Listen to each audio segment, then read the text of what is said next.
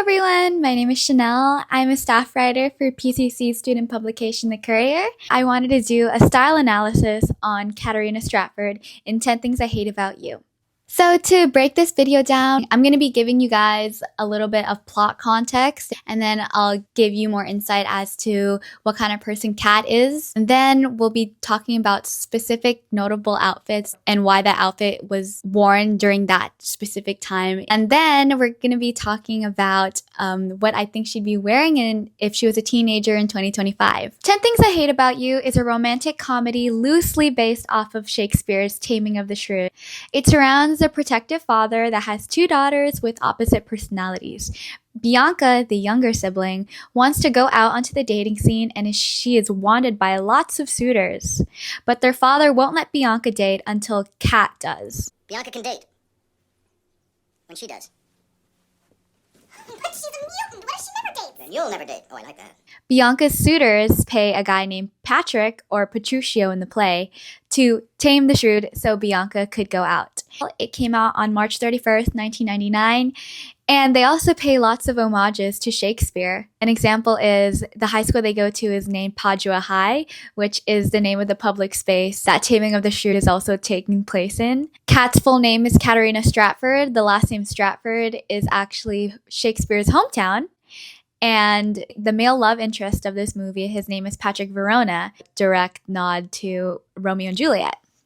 Now, since we know more about the plot, we're going to be diving into who Kat is as a person. Catherine, Katarina, or Kat, I'll be calling her Kat for the rest of this video, is known as the Shrew. A seemingly closed-off, reserved young woman who is very intelligent and finds unexpected love in Patrick. The Shakespeare play sees the sisters as objects to have rather than young women with their own minds. The play's narrative is mostly male-centered, even having scenes where the sisters are violent to one another, which was seen as comedy at that time. The objectification and misogyny of Shrew is exactly the reason why Kat in 10 Things I Hate About You is depicted as a vocal, intelligent feminist, and her wardrobe reflects her personality. We learn later on in the film that during Kat's freshman year, her personality was actually more like Bianca's, in the sense that she was more popular and more male-centered. Kat expresses to Bianca that she felt pressured by her peers to act more grown-up, while simultaneously dealing with their mother leaving, leading her to make poor decisions, resulting in her having sex with Joey Donner, who is the school's playboy and is one of Bianca's suitors. Please tell me you're joking. Just once. Right after Mom left. Everyone was doing it, so I did it. After that, I swore I would never do anything just because everyone else was doing it, and I haven't since. Having a parent leave and losing your virginity are two major life events for any human being on Earth, and Kat having to deal with both of those things at the exact same time while being 15 is a very understandable reason as to why she chooses to reject the way girls her age behave and is actively choosing to unlearn the toxic ideology that is put into young women's minds, that women owe sexual exchanges to boys. She puts her energy in educating herself in literature that speaks on dismantling the patriarchy and spreading it to the people around her. What about Sylvia Plath, or Charlotte Bronte, or Simone de Beauvoir? What did I miss? The oppressive patriarchal values that dictate our education, in hopes of distracting themselves from the pathetic emptiness of their meaningless consumer-driven lives. And in midst of college application season, she even chooses to go to Sarah Lawrence, which is a historically women's college. But isn't Sarah Lawrence on the other side of the country? Thus the basis of its appeal. Although we never see some sort of flashback to how Kat was prior to their mom leaving, I feel like it's safe to assume that her wardrobe also underwent a change due to these major changes in her life. So now we're going to be diving into Kat's wardrobe. Starting with her jewelry, Kat prefers silver jewelry over gold. Silver is a symbol of intuition, inner wisdom, and is often associated with femininity because of the moon and lunar cycles. Which, side note, Kat definitely would have had a crystal phase if she was a teenager in 2020 in quarantine. The reflective surface of silver is also associated with clarity, purity, and honesty. Kat sees Bianca as a reflection of herself because she is making the same choices her younger self did with the same person being Joey. Even telling Bianca that she acts the way she does towards her because she doesn't want her to make the same mistakes she did. After their mother leaving and the Joey Donner incident, Kat got a peek into real-world struggles and issues, and the silver symbolizes how she can see things clearly now without distortion. It shows growth in the sense that Kat is no longer the person she was during her freshman year. And more on jewelry that Kat wears. Both Kat and Bianca are shown wearing pearl necklaces throughout the film, and that's an homage to their mother, the first figure of femininity in everyone's lives, and pearls also represent love, wisdom, and innocence. Kat's everyday necklace is a pearl necklace with a Celtic charm right in the middle, and Celtic knots are figuratively used to feel interconnectedness and eternity, pointing towards the fact that even if her mother isn't around anymore, Kat still loves her and will be connected to her mother for all of eternity. Her wardrobe consists of straight leg cargos, dark denim, lots of maxi skirts, very rectangular silhouettes for the bottoms, but for her tops, she's seen wearing fitted cropped long sleeves, tank tops, and she always is wearing outerwear, whether that be cropped hoodies or cardigans, leather jackets, and her color palette consists of blues, greens, blacks, and purples. And she is always wearing her iconic black platform flip-flops. So her wardrobe tells a story. Contrasting to her ultra-feminine sister, Bianca, she sports more casual wear like cargos or straight-leg pants to convey that, again, her style doesn't rely on femininity to make people like her. And she actually uses her wardrobe as repellent against these high school boys. Would any of you be interested in dating Katarina Stratford? Now we're going to be talking about some notable looks.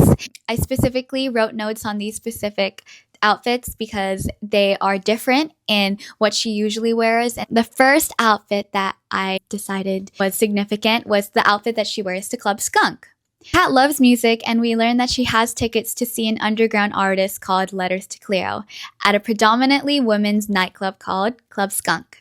Bianca and Cam force Patrick to show up, and Kat sees this place as a safe haven, and her outfit she wears shows her comfortability level. She is seen wearing a black tube top with a multicolored miniskirt, and she actually wears a necklace exactly like the one I'm wearing right now. But yeah, this is the only instance in the entire movie where we see Kat break her usual baggy silhouette. This is the only time in the movie where we see her wear a skirt that doesn't surpass her knees. And it makes a lot of sense because she is at a place where it's just women around and just girls her age. Obviously, she feels more comfortable and more safe in an area like that in comparison to an environment like school where there's weirdos like Joey Donner. This shows Patrick that the way that she expresses herself at school isn't always the case. And this is the very beginning of him humanizing her. So fast forward a little bit into the movie, Patrick asks Kat to go to Boki's party with him. Kat ends up getting wasted and she does her little dance on the table. And then Patrick drives her home and she leans in for a kiss, but he rejects her. And she storms out the car and is basically just blocking Patrick out.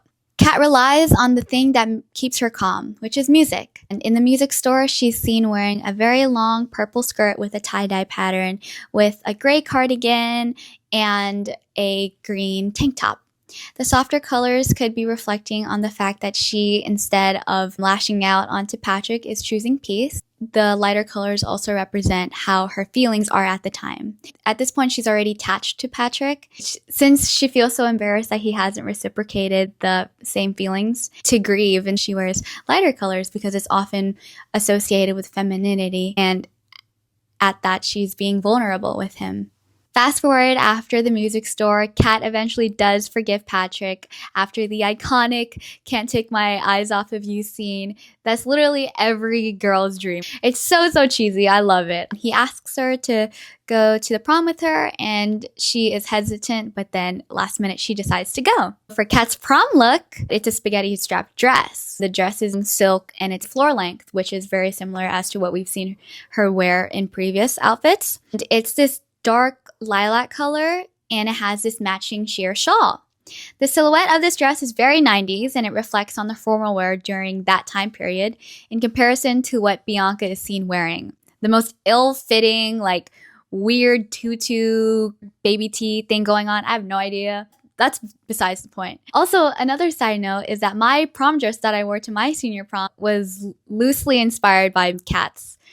In this scene, Kat is seen wearing this slick back updo, and she is wearing a necklace, but this is a different necklace. It's a pearl necklace, most likely borrowed from Bianca, who borrowed it from their mother. Where'd you get the pearls? My mom's. And you've been what, hiding them for 3 years? No, Daddy found them in a drawer last week. So you're just gonna start wearing them now? That's for my sister! Oh!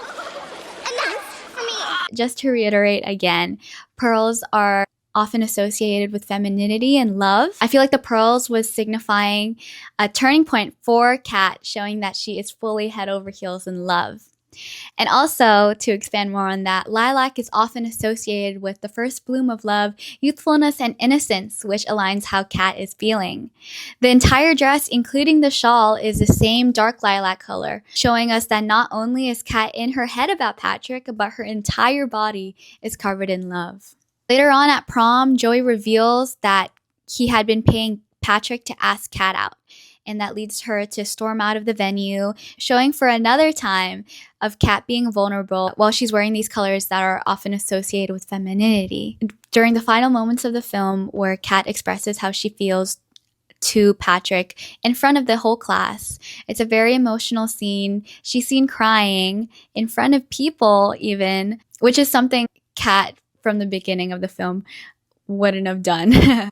She's wearing this white sheer button-up with a lot of embroidery stitching throughout the entire top. She's wearing this long dark purple skirt, and it almost is reminiscent of her prom dress, but if it was just a darker plum color. I think that this outfit is the perfect marriage from all of her sides. It has the innocence and femininity from her inner emotions through the top with the colors, the delicateness of it, and also it being embroidered as well. And the skirt's color is reminiscent of her strong feminine persona. It assures us that her morals are still standing strong, and that's how it's always going to be with her. The texture of the skirt being silk shows elegance, and it shows her true emotions. And in that final moment, her guard is being completely put down, and she's opening her arms to Patrick. So yeah. So, if Kat was a teenager in 2025, I feel like the styling of this movie is timeless and classic. So the outfits, every single one of the outfits she's seen wearing could very much translate into 2025 with just a little bit of tweaks here and there. I feel like she and Mandela would frequent flea markets. I feel like they would get up really early in the morning and go to the farmer's market to get like fresh berries. Her dorm in Sarah Lawrence, when you come in, it would be just filled with posters on the wall of artists you've never heard of before. And all of her furniture is either from like Facebook Marketplace or it's from a random antique shop. And if you ask her where anything's from, she's just going to say that it's either she was gifted it or it was vintage, and she doesn't even know the name of it. Which is basically just saying Kat would be the cool girl that every girl wants to be. Another thing, she would have had another pearl necklace in her rotation, adding on to the everyday one that she wears and the one that her and Bianca share. She would also have a Vivienne Westwood choker. Vivienne Westwood is really popular amongst Gen Z. She stands for rebellion and punk, and she's kept these morals and ideology throughout her career and life, which I think Kat would really, really like. All right, so that was the end of my style analysis of Kat Stratford. I hope you guys enjoyed, and I hope I'll be able to push out as many of these videos as I can as the semester ends. But yeah, thank you. Bye.